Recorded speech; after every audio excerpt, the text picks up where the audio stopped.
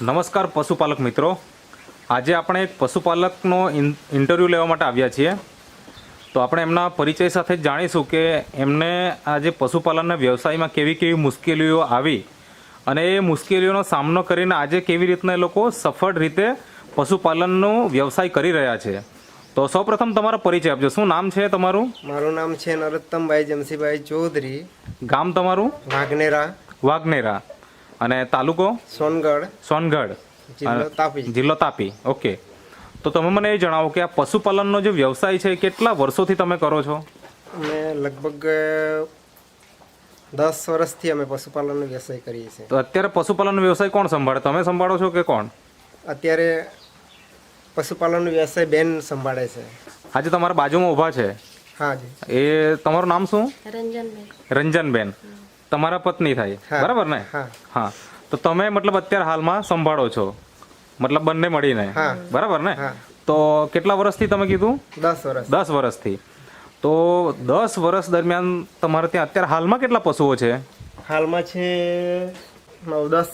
10. હા. ઓકે. તેમાં ગાયો છે, ભેંસો છે કે કેવું? હા. કેટલી ગાય છે? ગાય છે 6 નંગ અને ભેંસ 4. અચ્છા, મતલબ ટોટલ 10 છે. હા, 10. બરાબર. તો તમને પશુપાલનમાં કેવી કેવી મુશ્કેલીઓ આવી એ થોડીક વાત કરો સૌપ્રથમ તો. પશુપાલનમાં મુશ્કેલી તો શું છે સાહેબ કે આ હવે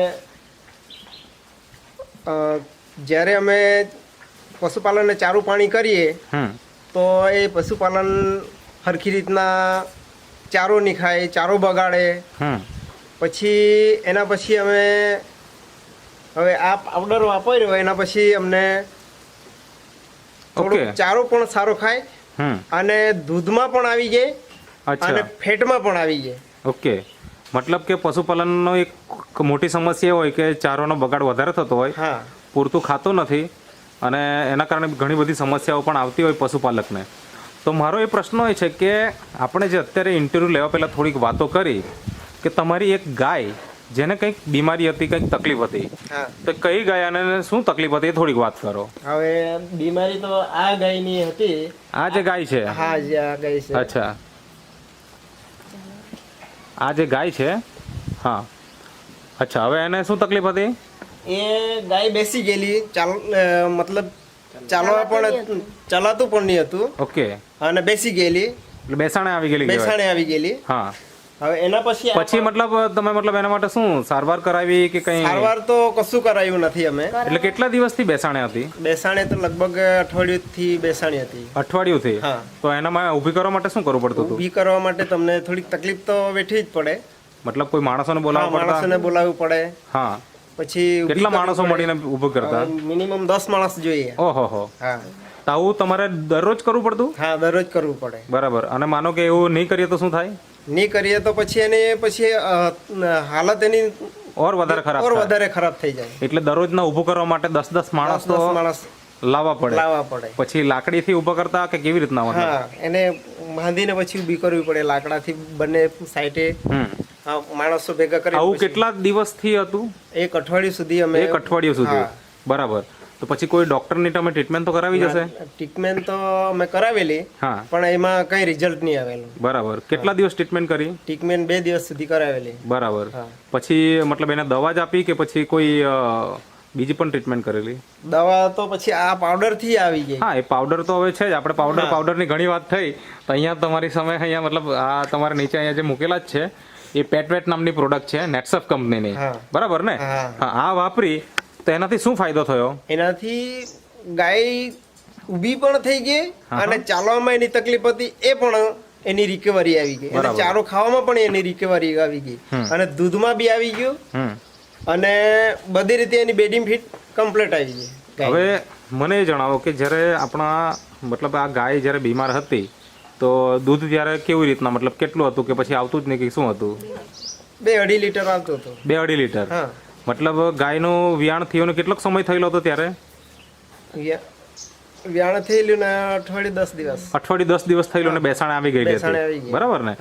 ને અત્યારે હાલમાં કેટલા મહિના થયા હશે આ ઘટના બની? અને હાલમાં 4 મહિના જેટલા 4 મહિના થઈ ગયા. હા, થઈ ગયા. તો જ્યારે આ ગાયને આપણે આ પેટવેટ નામની જે પ્રોડક્ટ છે નેટસપ કંપનીની, જે સ્પેશિયલી ગાય ભેંસો માટે અને ખાસ કરીને આપણા જે પણ પાલતુ જાનવરો છે એના માટે આ પ્રોડક્ટ બનાવી છે, આ તમે ખવડાવી. હા. કઈ રીતના ખવડાવી પહેલાં તો એ જણાવો.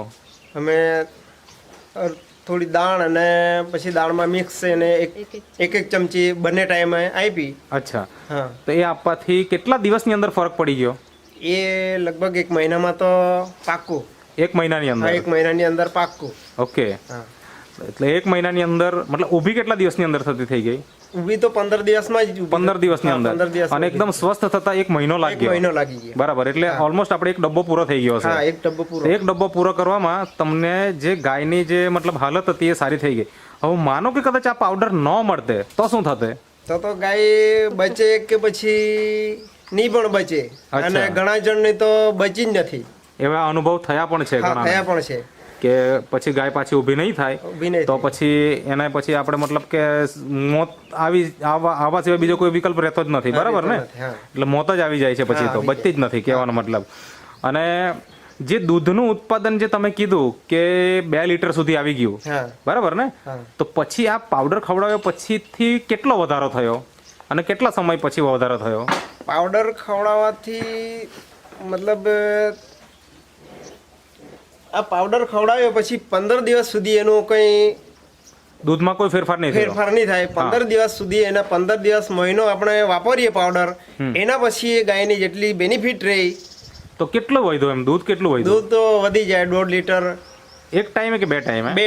એક ટાઈમે 1.5 લીટર વધી જાય. અચ્છા, હા. તો પછી મતલબ જે 2 લીટર આવતું તો કેટલા લીટર સુધી લીટર ગયું? અત્યારે છે 4.5 લીટર છે એનું. ઓકે, એક ટાઈમે એક ટાઈમે 4.5? હા. સવારે અને સાંજે કેટલું?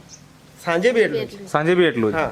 મતલબ કે ટોટલ આમ જોવા જઈએ તો 9 લીટર 9 લીટર દૂધ થઈ ગયું. હા, થઈ ગયું. જે એક સમયે 2 લીટર હતું, જે પૂરા દિવસનું હતું કે એક જ ટાઈમનું હતું એ 2 લીટર દૂધ? ને એક જ ટાઈમ એક જ ટાઈમનું, એટલે 2 ટાઈમ મળીને 4 લીટર 4 થતું. લીટર તે અત્યારે 9 લીટર સુધી દૂધ થઈ ગયું છે. થઈ ગયું. બરાબર, તો આટલું જોરદાર રિઝલ્ટ મળ્યું છે. અને જ્યારે શરૂઆતમાં તમે વાપરવાનું મતલબ સલાહ આપી હશે, કોણે સલાહ આપી એ પહેલા તો વાત કરો. હા, શરૂઆતમાં અમને સલાહ આપી અમારા સાડુભાઈ છે નરેન્દ્રભાઈ. નરેન્દ્રભાઈ? હા. અચ્છા, તો નરેન્દ્રભાઈ મને થોડીક વાત એ કરો કે એમને જ્યારે તમે પહેલી વાર વાત કરી તો એ લોકોને વિશ્વાસ આવેલો કે નહીં?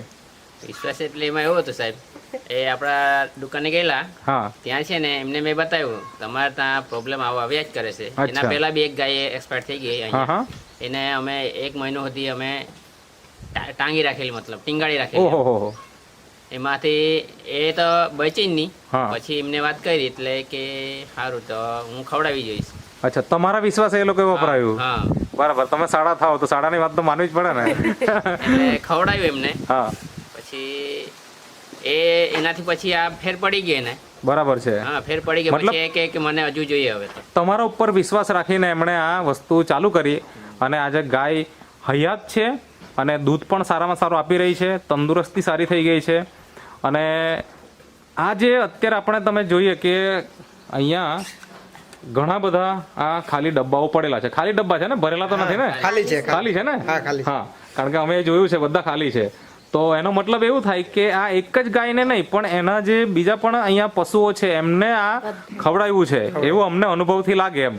તો અત્યારે હાલમાં તમે બધા જ પશુઓને ખવડાવો છો? હા, બધા પસંદ. બધા જ પશુઓને. બધા પસંદ. તો એનાથી ફાયદો શું થયો?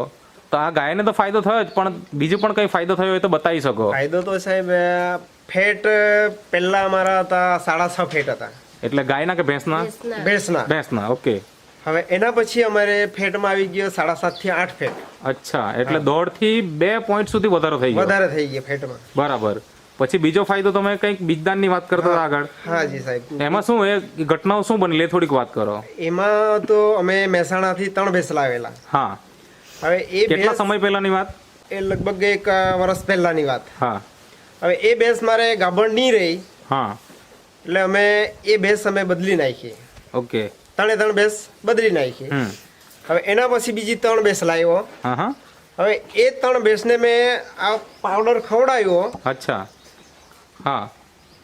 પાવડર ખવડાવ્યો એના પછી મેં બીજદાન કરાવ્યું છે તો એક વખતમાં એ ભેંસ અત્યારે બીજદાન કમ્પ્લીટ રહી ગયેલો છે. એટલે મહેસાણાથી જે 3 ભેંસ લાવેલા હા એ તમે એક કરીને પછી એને કાઢી કાઢી નાખી. એનું કારણ એટલું જ હતું કે બીજદાન સફળ નહોતું થતું. બરાબર. અને અત્યારે હાલમાં જે આ ગાયને પાવડર ખવડાવ્યો એટલે તમને અનુભવ આવ્યો કે આ વસ્તુ સારી છે એટલે પછી તમારા બધા જ પશુઓને તમે ખવડાવ્યું અને એમાં જે ભેંસો છે તમારે ત્યાં એને પણ ખવડાવ્યું. તો અત્યારે હાલમાં એક જ વખત બીજદાન કરાવ્યું અને બીજદાન સફળ થઈ ગયું. બરાબર ને? તે ભેંસો કઈ છે મને બતાવશો? જે અહીંયા બાંધેલી છે આ જ ભેંસો છે? બરાબર છે. તો અત્યારે આપણે પશુપાલક મિત્રો જોઈ શકીએ છીએ કે એની સ્કિન, એની ચામડી તમે જોઈ શકો એકદમ ચમકદાર છે અને એકદમ તંદુરસ્તી સારામાં સારી છે. તો આ એનું રિઝલ્ટ છે. અને આ પશુપાલક મિત્રના કહેવા મુજબ કે આજે બીજદાન ખાલી એક જ વખત કરાવ્યું છે અને સફળ થઈ ગયું છે. તો આટલા બધા રિઝલ્ટો તમને સારામાં સારા મળ્યા છે. તો દરેક પશુપાલક મિત્રોને તમને તમારે શું સલાહ આપવી છે આ પાવડર વિશે? પાવડર વિશે મારે સલાહ આપવી એ છે કે જો આ પશુને આપણે કાયમી લાંબો ટાઈમ સુધી આપણે પશુને વાપરવી હોય, માનો કે પશુપાલનનો ફાયદો લેવો હોય તો 7-8 વેતર સુધી એની આપણે જો ગાય ભેંસ પાળવી હોય તો આ પાવડર ખવડાવવો જોઈએ. અને માનો કે નહીં ખવડાવે તો શું થાય? ન ખવડાવીએ તો પછી બીજદાનનો પ્રશ્ન આવે, બીમારી થાય. હા, બીમારી થાય, દૂધનું ઉત્પાદન ઓછું આવે એટલે પશુપાલન મિત્રો કંટાળી જાય અને પછી વેચી નાખે.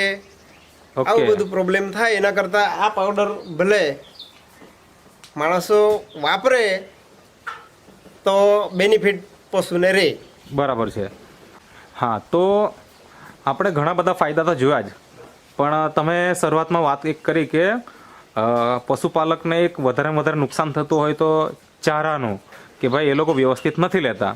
તો અત્યારે હાલમાં કેવું છે? વ્યવસ્થિત ચારો ખાય છે? હવે બગાડ નથી થતો. હા, અને બીજું કે આજે દરેક પશુપાલક મિત્રો એને કંઈ ને કંઈ પૂરક આહાર ખવડાવતા હોય, જેમ કે દાણ ખવડાવે, કોઈ પાપડી ખવડાવે, કે પછી આવી રીતના ખોળ કે આ બધી વસ્તુ આપણે ખવડાવતા હોઈએ. બરાબર. તો તમે શું ખવડાવો છો? અમે ખવડાવીએ ખોળ ખવડાવીએ અને સુમૂલ. બરાબર. તો પહેલા કેટલો ખર્ચો થતો એના ઉપર? અમે લગભગ આટલી ગાય ભેંસને અમે 20,000 નો દાણ ખવડાવતા.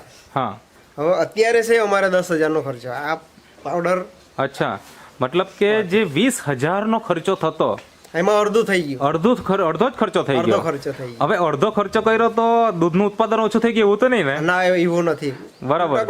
એમાં છે સાહેબ, દૂધનો પણ વધારો છે અને ફેટમાં પણ વધારો છે. અચ્છા, દૂધનો વધારો થયો, ફેટનો વધારો થયો અને સાથે સાથે ખર્ચો પણ ઓછો થઈ ગયો. તો પશુપાલકને તો પશુપાલકને તો ઘણા બધા ફાયદા થઈ ગયા. બરાબર છે.